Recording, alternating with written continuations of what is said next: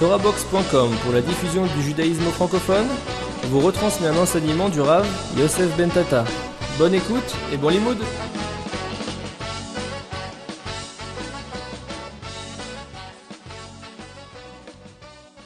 Quand on veut essayer de réfléchir, de mettre sur le personnage de Korah, le personnage de Korah, Mamash, comment que tous les Mfarshim posent toute la question, qu'est-ce qui est arrivé à Korah?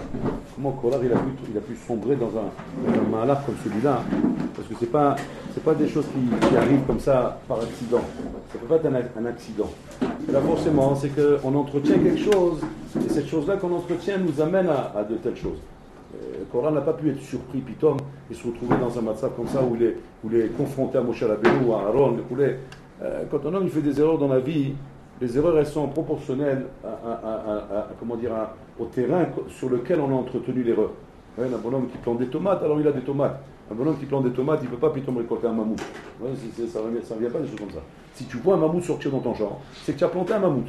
Je dirais que tu ne peux pas être surpris. Mais on ne peut pas arriver d'un petit truc à un gros truc comme ça. Donc si Korah le Maaseh est arrivé à quelque chose de si gros, c'est que certainement il entretenait quelque chose de gros. Il y avait quelque chose qui s'entretenait ici chez lui. On va essayer de s'arrêter sur la chose que Korah entretenait et de voir de quelle manière même le Maaseh ça nous touche à nous aussi. Ça nous touche à nous, c'est de très près ces choses-là. Le Messilat Tisharim me ramène dans le Péré concernant même le Kavod et les Nyanim qui touchent l'homme, comment le Yitzhara il attaque l'homme, quand l'homme commence à atteindre des niveaux.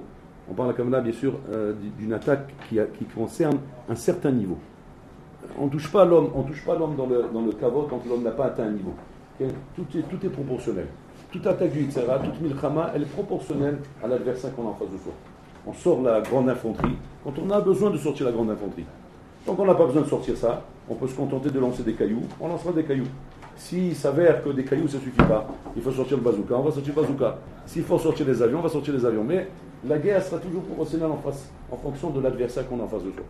Okay? Donc en fonction bien sûr de la liya d'un Ben Adam dans la vie, comme un homme il évolue dans la vie, alors en fonction de ça, la milchama qu'il y aura en face, elle sera adéquate. Elle sera une milchama adéquate. Korah est un homme qui a atteint un niveau. Il a atteint un niveau.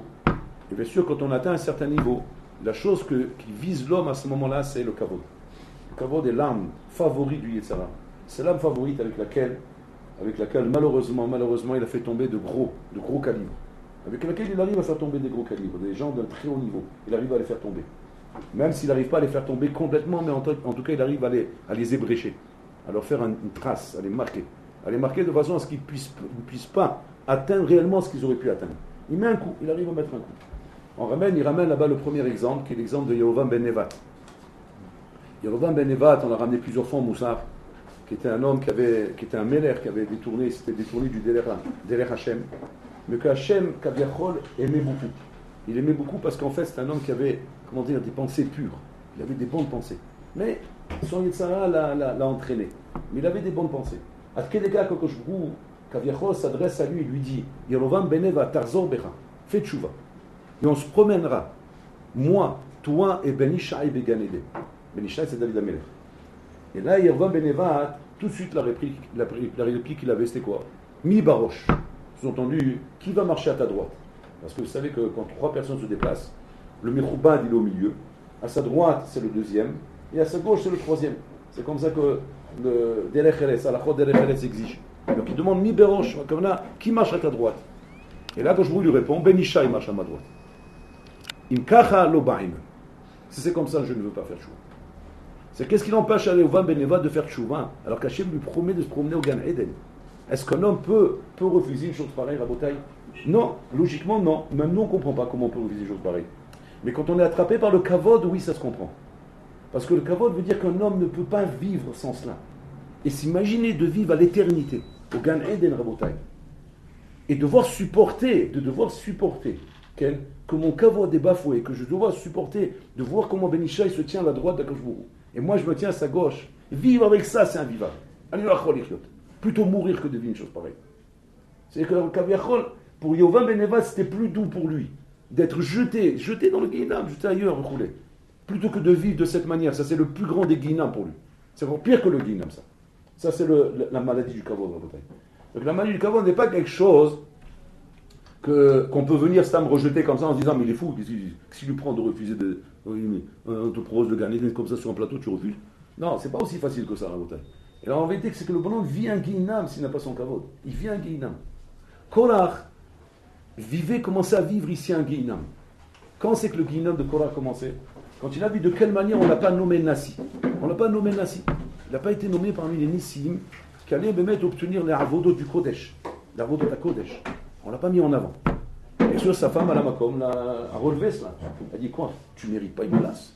Toi, Korach, le grand Korach, tu ne mérites pas une place. Mais s'ils ne t'ont pas nommé à toi, comment ils ont pu nommer quelqu'un d'autre? C'est qu'elle a réussi à lui faire naître dans son esprit qu'effectivement il a été genre, comment dire, bafoué. Il a été rejeté. C'est zilzil au beau. Il y a eu un zilzoul ici. Et peut-être que quand un homme se sent mezoulzal et que son kavod, a priori, est touché, alors peut-être que maintenant sa vie n'a plus de tachlit. Il vit un guinam là, il vit un guinam parce qu'il est privé de quelque chose. Il est privé d'une estime, il est privé d'un regard, il est privé d'un regard qui te met en valeur. Je me sens dévalorisé. Et se sentir dévalorisé à la bataille pour un homme, c'est invivable. C'est invivable pour un homme, parce qu'un homme a besoin de kavod.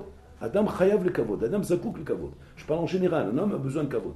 Un homme qui vit et te fait croire qu'il est équilibré alors qu'il est dévalorisé, soit aux yeux de sa femme, soit aux yeux de ses amis, soit aux yeux de ses rabbanim, soit aux yeux... D'une manière générale, il est dévalorisé. D'une manière générale, on lui donne l'impression que ça raconte tu t'es loupé, ça raconte tu t'es raté dans la vie. Non, fils-toi ta machiou. Cette impression de dévaloriser à bataille, qu'on appelle du kavod, bon, c'est du kavod, c'est clair, c'est du kavod. Mais cette sensation à bataille rend impossible à partir de maintenant la vie à un homme. Un homme ne peut plus vivre de cette manière.